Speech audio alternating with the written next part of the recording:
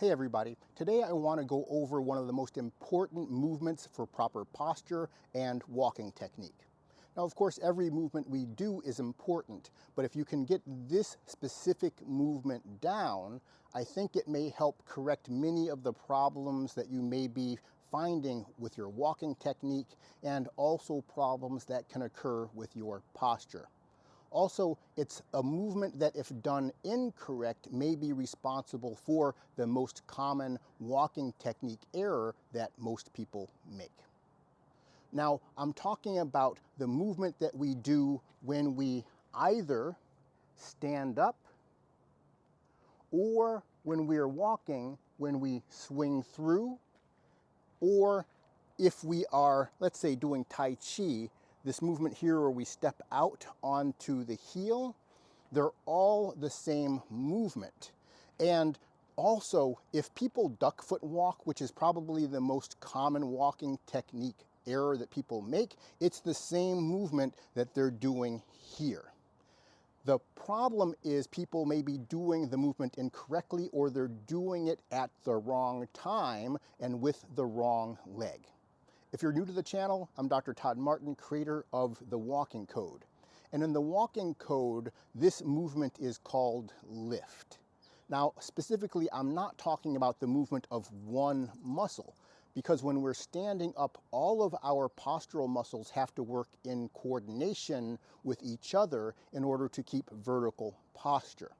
We can't simply bend a knee in isolation from the other muscles. If I want to bend my knee, I have to coordinate my ankle actions with my hip actions, with my lower ab actions and my upper ab actions to make sure that as my knee is bending back this way, the rest of those joints are working in a way to keep the body aligned vertically. It's as if we're functioning like a gyroscope, keeping a stable position despite all of the other movements that are going on. If our gyroscope is working properly, we can keep perfectly vertical posture and walk with very low impact on our joints. If our gyroscope is just slightly off, we're going to have problems with both our posture and the way we walk. And fixing the gyroscope is going to simply be a matter of figuring out the correct patterns of movement that are going on between all of the joints that determine your posture. So let's get into this one movement that I call lift in the Walking Code, because as I demonstrated, it's the same movement that you're going to do to stand up properly. I'm using lift right now. If I am going to walk and I swing through like this, I'm using lift. If I'm walking duck-footed, I'm also using lift. All the same pattern of movement. I want to go through this one movement today, not just because it's very important, but also because if you're having any difficulty understanding some of the other videos and phrases that I use, if you can understand this one pattern, I think it's going to clarify a lot of other questions that you may have, like when I talk about pushing versus pulling. So let's describe this movement of lift. So as I said, if I'm standing here on two legs with vertical posture, I am using the technique, or what I call the core technique, of lift. That means I have my waist muscles engaged on one side and my hip muscles engaged on the same side, all coordinating to make one action happen. And I'm going to demonstrate it more clearly by using the swing leg action, because we're going to be using flexion of the hip as we do this. So the active hip during lift is going to flex, so pulling up. At the same time, the lower abs on the side of the flexing hip are going to be active. The lower abs tuck the pelvis under, or they flex the lumbar spine upwards. So if you see the lumbar spine here, the lower abs are going to flex the lumbar spine up and forward. So if I'm standing like this, I'm going to use my lower abs. They're going to tuck the pelvis and flex the lumbar spine upward. At the same time, the hip is flexing. And at the same time, I'm going to be using the upper abs on the same side, rotating forward. When we combine this motion together, it's going to produce a movement that looks like this. Hip flexing, the lower abs are tucking the pelvis and also rotating backwards, because that's the direction of the lower ab rotation. They turn backward on the side where they're active. So that movement, as I flex the hip and I use the lower abs to turn and tuck the pelvis, and I counterbalance with the upper abs turning against it, it takes the foot out in this manner. And it also causes the knee to extend. Every time we do this combination of core movement, hip flexion, lower ab and upper abs on the same side, the knee is going to extend because that is what's necessary to keep proper vertical posture. So I don't have to think about extending the knee. If I activate the hip and the abs in that manner, the knee will extend and go out. The ankle also is going to dorsiflex all of the time when we do this motion, because that is necessary for keeping vertical posture. So I'm going to activate the movement here. That is lift. So you can think about it as lifting the leg out. If I was doing a kick, this would be lift. And if I'm doing the same action with the foot on the ground, it's going to lift the body up. I call it lift because it lifts the body up, but more particularly because it's always associated with knee extension. If we do it while the rooted leg is on the ground, it's going to cause the body to lift up. I just stood up using lift when my body starts back here and I lift up. If I do the same motion after shifting forward, I lift up and forward, and that triggers the swing through of normal walking technique. When we are doing duck foot walking, which is so common, I walk around and I watch people walking, and sometimes I think there's more people duck foot walking than walking with their feet straight ahead. But what happens with duck foot walking is they're using lift with the swing leg, just like I did when I did this Tai Chi motion, but they're doing it from a standing position. And so it takes the leg out and around and points the foot outward. And then they shift the weight, and then they use lift on the swing leg side on this side, and it takes the foot out and around and keeps the feet angled out this way. Now, when we're doing Tai Chi, that's great because we have the back foot where our weight is going to be angled out at 45 degrees. And when we do the lift, it's then going to place the forward foot in a straightforward direction, in the direction that we plan on going. And then we can do movements like parting the wild horse's mane. And then what we do in Tai Chi is pivot the other foot out, then get into this position again, and we do lift, and then the foot's always going to be pointing in the direction we're going. But when we are walking or standing, both feet need to be facing in the same direction. And so if we use lift powering from the swing leg, we can't do that because lift is going to take one leg and angle it outwards. So when we're walking or standing, we need to use the standing leg. The leg that is doing the lift has to be the one rooted to the ground, not the swing leg. So if I want to stand up after I'm walking, after I place the heel, I use lift on the left side, and it lifts me up to a vertical position. Standing straight forward to the camera, I place the heel, and then I lift from the left side, and then I lift from the right side from this position. I change all of that core movement to the right side, and now I'm evenly weighted. So it looks like my spine is directly between the 2 feet, but I actually have the core activated on the right, not on both sides. That's what you can't see because you can't see the muscles working. But if you practice it, you can feel it happening. You can feel the lift on the left, engaging the core, upper and lower abs, and hip flexion. And then I engage the same motions on the right. Upper waist is going to go this way, lower waist is going to go that way, and the hip is going to pull forward.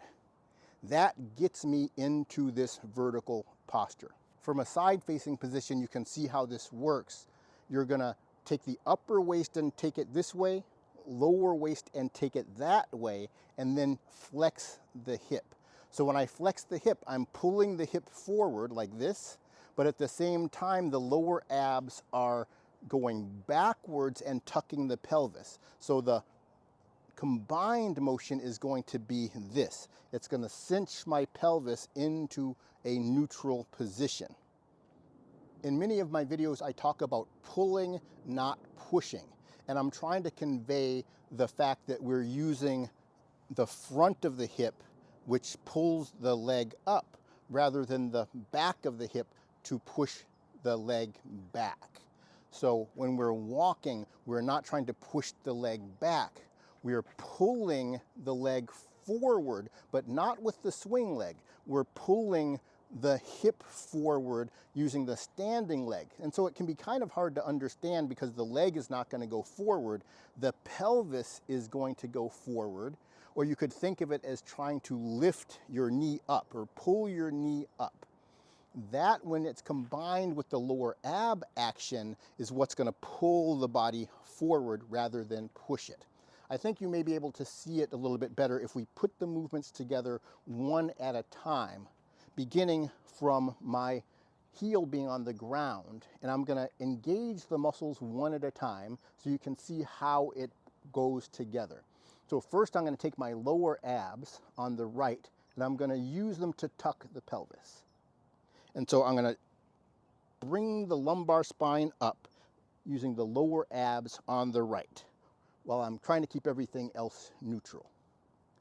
And so now my pelvis is rotated backward, and I can now use the hip flexors in the front to pull forward or flex.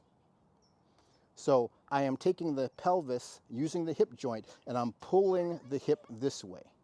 And so from this position, I'm going to pull the hip into flexion, which is going to bring me up into this position. So it's caused me to lift up into a standing position. So that's what I'm talking about when I'm talking about the idea or the feeling of pulling. I am pulling myself up like a lever, pulling myself up using the hip flexion. If I'm just walking normally, it looks like this. And so you can just see the leg extending behind me when I do that. So that's why people get confused and think it's hip extension. But it is this action combining the tucking of the pelvis with the lower abs with the hip flexion to pull or lift the body up. We're just starting it from this position though. And so I'm tucking the pelvis under from this position, and then when I flex, it brings me forward.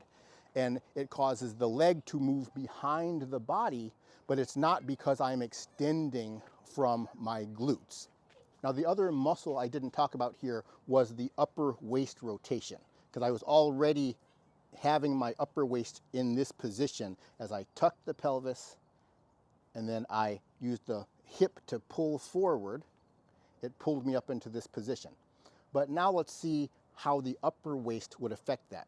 If I orient my upper waist this way, forward on the left, and I tuck the pelvis, and then I flex the hip, pulling up, it's going to actually pull the body backward. If I'm walking backwards, I'm using the same lower ab action and hip action, but I'll move backwards, and I'm going to lift, but instead of lifting forward, I'm going to rotate forward on the opposite side of the upper waist, and it's going to cause me to retreat backward. Retreat also always causes the knee to extend, but it's going to cause us to move in a reverse direction. So once again, I can lift forward Or if I rotate the other way from the upper waist, when I lift, it's going to cause me to go backwards. Now, when I go backwards, it's much clearer, much easier to see that this is hip flexion. Because, oh, well, now my leg is going in front of the body, so you can see the hip is flexing. So people could more clearly say, oh yeah, that's a hip flexion action, going back like that. But it is the same hip action. The only difference there is the upper waist action. So the same hip muscle. This is flexion of the hip either way. Lifting forward or retreating backwards, that is a hip flexion action. So by going through that point by point, getting that lift action, I hope you can see what I'm talking about. Whenever I refer to pulling in the sense of walking, I'm talking about the combination of movements. So I'm really talking about the lift action, and I'm talking about what the feeling should be in your hip, of pulling rather than pushing, of pulling forward rather than pushing back. If I have my legs on the ground like this, I can push myself forward or I can pull myself forward. It seems like the hip is extending in both cases, but it is a different movement. The key is to understand the difference in the feeling between pushing and pulling. Tai Chi gives a good example of this. There's a movement, one of the most popular movements in Tai Chi, or most important movement, called grasp the sparrow's tail, where we do a movement like this, and then we spread the arms open, and then we go backwards, and then we push forward. So that movement, if you look at this part, this is the lift. Even though the leg extends behind the body, I'm using hip flexion. I'm tucking the pelvis with the lower abs, and then I'm flexing the hip. And that brings me from this position to this position. That's hip flexion, even though it looks like the leg is extending behind the body. When we do that motion in full and grasp the sparrow's tail, we shift forward like this, and then we spread the arms open. That spread of the arms is the moment when we go from hip flexion to hip extension. So there's two different movements. We always try to do it continuously and smoothly so it looks like one continuous motion, but it's two different muscle actions. This is hip flexion, hip extension. When I first created the walking code, my intention was for people to learn these patterns. There's only 8 of these patterns. Lift is one of the 8. And if you can learn the individual patterns, once you know the 8, then you can combine them in different sequences, which is how we either walk uphill or downhill or upstairs or downstairs. We're using the same 8 techniques, but we're using them in a different sequence. So for people who know the code, I can simply say we're going to use retreat to place the heel, set to shift forward, and then lift to walk forward. If you're interested in learning the code, which would make learning all of the other stuff I teach on the channel so much easier, then you can go to my website. It'll be linked above and in the description section, and sign up for the Walking Code course. There you can really learn what all of the 8 core techniques are, and then how to sequence them together in all of the different movements you do throughout your day. And that makes it much easier to learn. So I hope many of you will take me up on that offer and go there and sign up for the course. Otherwise, I'll see you in the next YouTube video. Have a great day.